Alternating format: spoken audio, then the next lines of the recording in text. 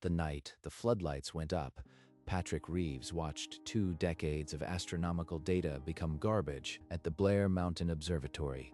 Every photon counted.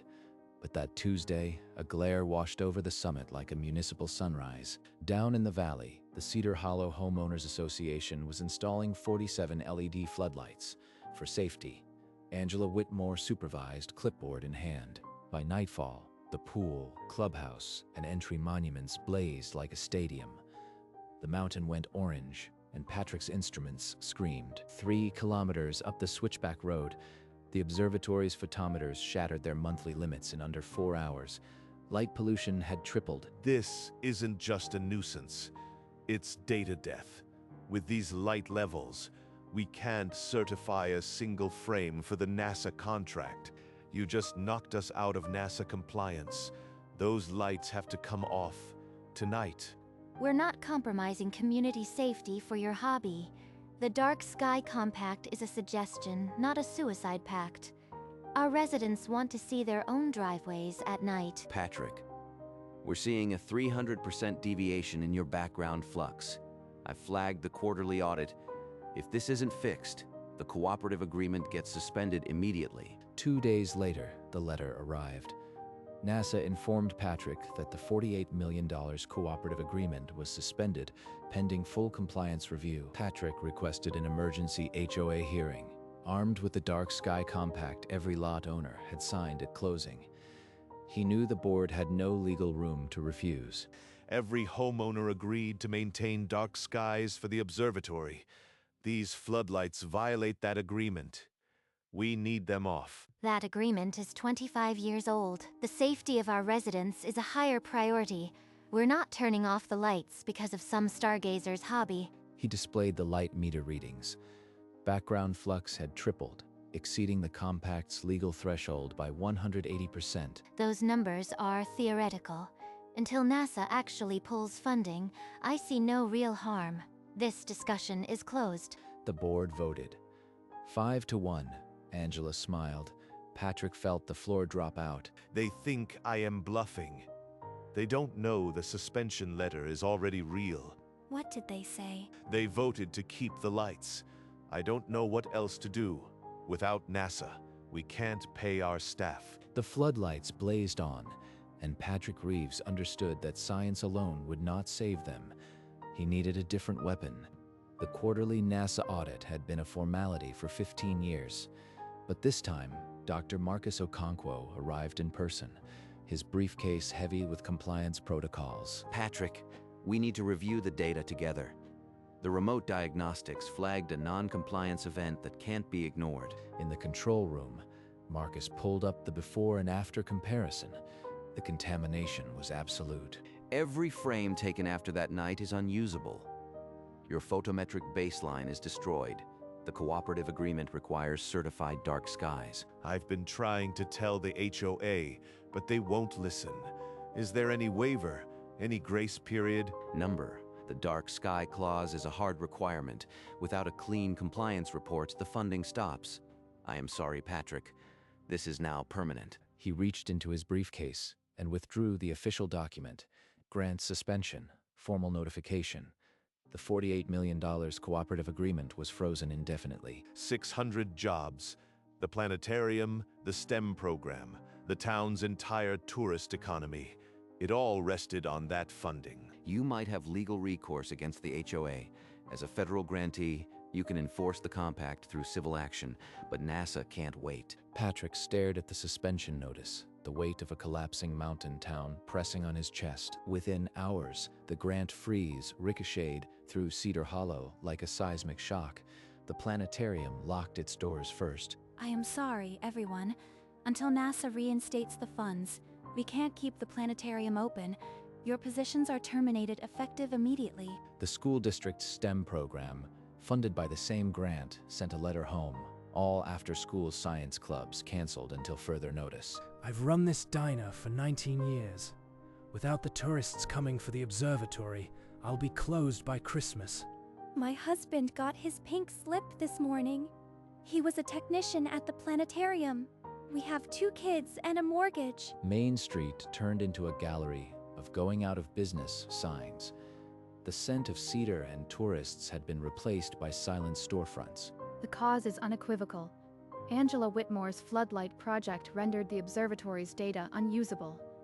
NASA pulled our grant, and now 600 jobs are on the line. They're scapegoating me for a bureaucratic decision. Community safety isn't a crime. Let them sue, they'll just lose anyway. Cedar Hollow was now divided between those who saw Patrick as a nuisance and those who understood the floodlights had triggered an economic avalanche. They're all looking for someone to blame, but the law should have been enough. What am I missing? In the Cedar Hollow Community Center, the mayor had called an emergency town hall, but Angela arrived in her hot pink blazer, ready for a fight. The whole town is watching, Angela. Turn off the floodlights, and we salvage what's left. My kids ask why Daddy lost his job. Can you look me in the eye and tell me safety was worth it? I don't answer to emotional blackmail. The lights are about safety, period. My diner's been here since before you moved in, Angela. Now 12 employees will be jobless by Christmas. The room erupted in shouts, but Angela only folded her arms, her smile thin and unmoved. She's not budging. If the compact can't force her, what will? Patrick slipped out, the memory of something old nagging at him. The observatory's founders hadn't built this place without safeguards. At the observatory, he opened the storage closet that held 3 decades of legal files. Somewhere in those folders, he was certain, the founders had tied the HOA's obligations to something heavier than a promise. While Patrick searched the archives, Angela Whitmore posted a message to the community social media group. Her post: "The observatory crisis is fabricated.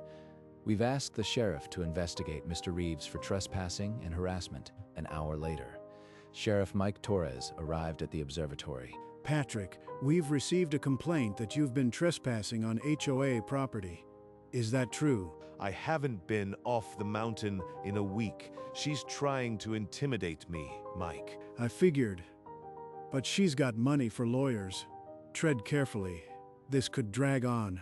Torres left, but his warning echoed. Angela could starve the observatory through litigation. Exactly her plan. Stall until we're bankrupt. He returned to the archive, pulling out the oldest files, and found a thick leather binder. It was labeled 1994 HOA Observatory Agreement, and his heart thudded as he opened it. The 1994 agreement: dark sky maintenance in exchange for water rights. Breach the compact. Water rights revert immediately. Water rights. The town's entire supply. If I enforce this, it's economic collapse. He called Tom Henley, the town attorney, and drove to his office. Tom, a balding man in a rumpled suit, read the highlighted clause and went pale. "This is binding. Activate it. And the HOA owes $18 million for water they already use." That punishes everyone, not just the board. Families could lose their homes. Tom pulled out a map, tracing the pipelines from the observatory's aquifer to every tap in Cedar Hollow. "You'd be within your rights. But if you pull this trigger, you'll be the villain in every newspaper." A nuclear option. The only way to force the lights off is to threaten the town's survival. He left Tom's office with a copy of the clause, its weight heavier than any telescope mirror. Back at the observatory, Patrick found Tara in the control room and spread the clause on the console. Water rights? You are serious. If you trigger this, the town will hate us. They already hate me. At least this might save the grant. You'll be the villain, Patrick. Newspapers will print your photo next to Heartless. I've been called worse.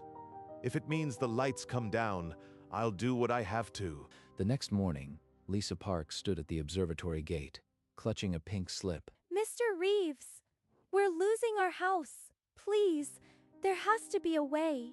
You said the compact could stop them. There is a way, but it's not simple. It could hurt the whole town. It can't hurt worse than this. Please, whatever it is, use it. That night, Patrick picked up the phone to request a closed meeting with the mayor. In the council chamber, Mayor Castro, Tom Henley, and the town council sat in a tight semicircle as Patrick laid the binder on the table. The 1994 compact didn't just promise dark skies, it tied your water supply to that promise. Breach it, and the rights revert to my foundation.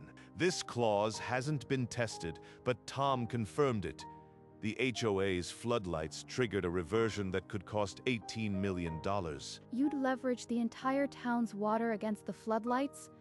That's not a negotiation, Patrick. That's a hostage situation. I didn't create this mess, but I can end it, turn the lights off, and this clause stays in the binder. Give us time. We'll go back to the HOA. If they understand the real cost, maybe they'll listen. 1 week. If the lights are still on by then, I activate the clause. No extensions. The mayor called Angela Whitmore immediately after the meeting, her voice shaking. Let the old man try. He can't afford the lawsuits I'll file. This water rights bluff will bankrupt him before it bankrupts us. The 1 week clock started, but Angela Whitmore had no intention of yielding. 7 days later, the floodlights still blazed. Patrick walked into the mayor's office, where Angela sat with a thin smile. The week's over. The lights are on. I am activating the reversionary clause. This is theater. No judge will enforce a 30-year-old footnote. The water department confirmed it, Angela. The clause is legally binding. Then I'll bury him in litigation. I have the resources to make this last year's. Patrick pulled out the notice, signed it, and slid it across the table. Within the hour, the water department received the reversion order. Cedar Hollow now had 30 days to pay $18 million or lose all water rights. You've just bankrupted this town, Angela, for floodlights. He won't collect a cent. This is still a bluff. But the department had already begun calculating the new water bills, and the town braced for economic devastation. The water reversion notice arrived in every mailbox, along with the estimated bill. Each household now owed $4,000 for water they'd already used. By noon, a mob gathered outside the HOA clubhouse, chanting for the lights to come down. My husband lost his job. Now this. Turn off the lights before we lose our home. I'll sue the HOA for negligence. You heard the mayor. The floodlights caused all of this. Inside, the HOA board called an emergency meeting.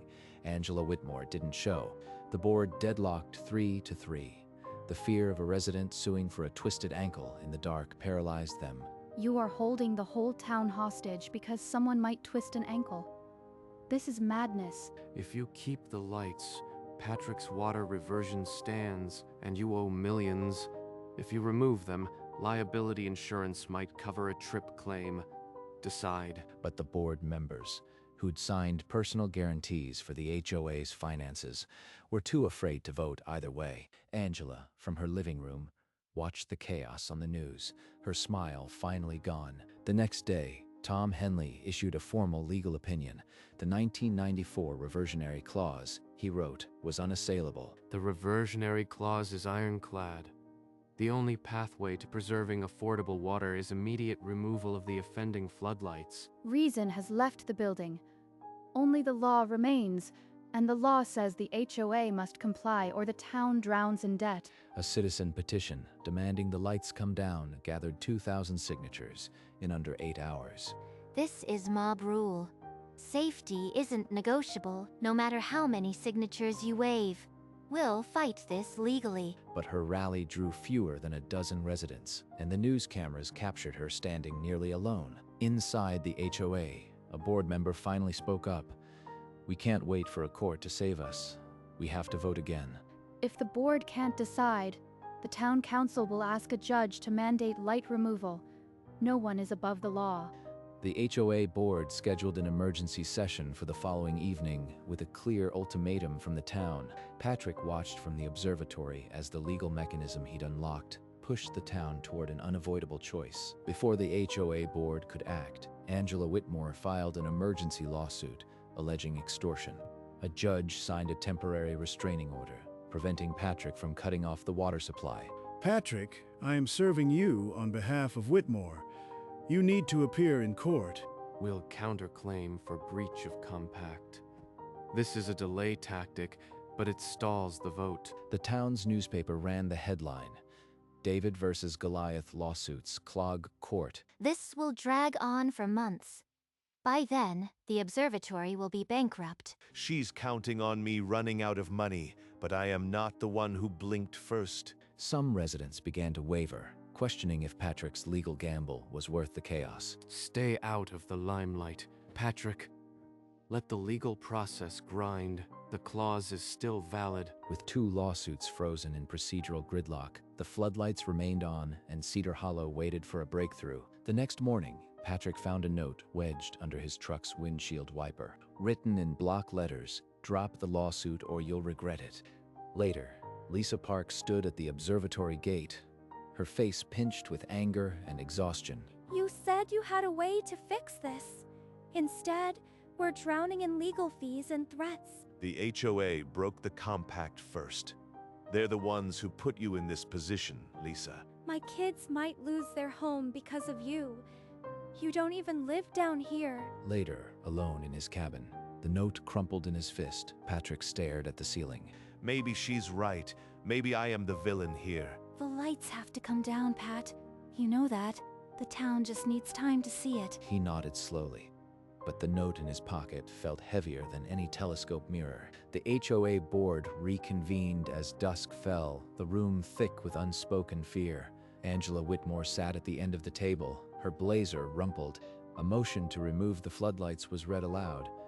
Every homeowner had seen the water notice. The vote was recorded. 4 in favor of removal, 3 against. Angela's alliance had broken. You are cowards. Safety isn't optional. This whole town will regret this. The board then voted to strip her of the safety chair role, citing the crisis she'd caused. The order was signed. All 47 floodlights to be taken down within 48 hours. Angela stormed out, the silence in the room after louder than any argument. 4-3. The water clause finally broke them. Now the sky can heal. He closed his eyes, feeling the weight lift just a fraction. The first victory. Down in the valley, a crew was already assembling, ready to tear out the first floodlight. The first floodlight came down at sunrise, its glare extinguished with the snip of a cable. Over 2 days, the crews worked methodically, and by the second dusk, all 47 lights were dark. At the observatory, Patrick and Tara watched the light meter graphs flatten toward their historic lows. The baseline is back under the compact limit. We're 3% below the darkest quarter of last year. I've reviewed the nightly data. Your sky is clean again. I am recommending reinstatement to the director. Thank you, Marcus. We'll keep the dome open tonight and wait for the official word.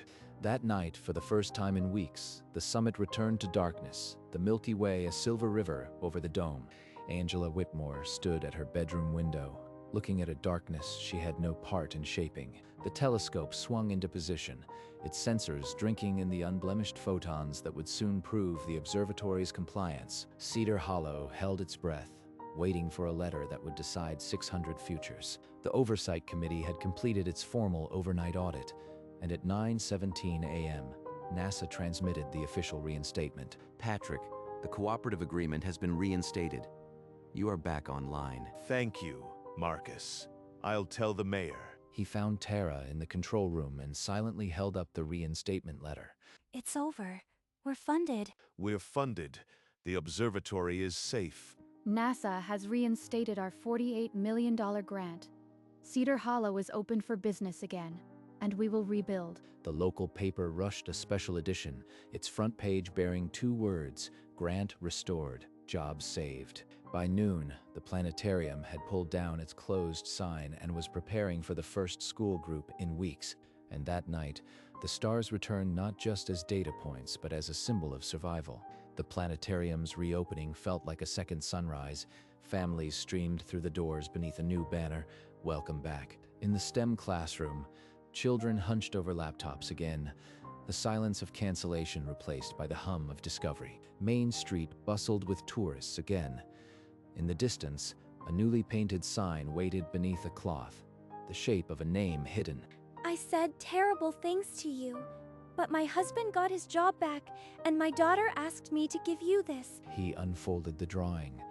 A crayon observatory, a smiling stick figure labeled Mr. Patrick. and 3 words, "Thank you for the stars." Tell her the stars belong to everyone now. That's how it should be. Nearby, a news crew gathered as Mayor Castro stepped to a microphone. As of today, the access road to Blair Mountain Observatory will be officially renamed Patrick Lane. He saved us by believing in the law when no one else would. A road name won't fix everything, but it means they understand. The town had been split down the middle, but its new sign would point skyward, toward the dark. The mayor pulled the cloth, and the sign gleamed. Patrick Lane. Patrick Lane. She handed him a framed certificate, its gold seal catching the afternoon light. Then Lisa's daughter stepped out of the crowd, clutching a drawing. Patrick knelt, and the girl pressed the picture into his palm. A crayon observatory under a starry sky. The stars don't care about our petty disputes. They just shine. But we made a promise to each other, and tonight we kept it. Gary's Diner handed out free burgers behind the sign, and laughter mixed with the smell of pine. Angela Whitmore did not attend. She sat alone in her living room, the silence heavier than any floodlight. Patrick stood by the new sign as the sun began to set, the observatory dome glowing on the mountain. He touched the metal pole, the name cool under his fingers. The town had chosen darkness, and it had never looked brighter. That night, Patrick stood alone on the observatory deck, the Milky Way, a river of light above him. Tara found him there, her footsteps soft on the wooden planks. You know, for a while I thought you'd actually break the town. Maybe I had to. Sometimes, you have to break something so it can heal the right way.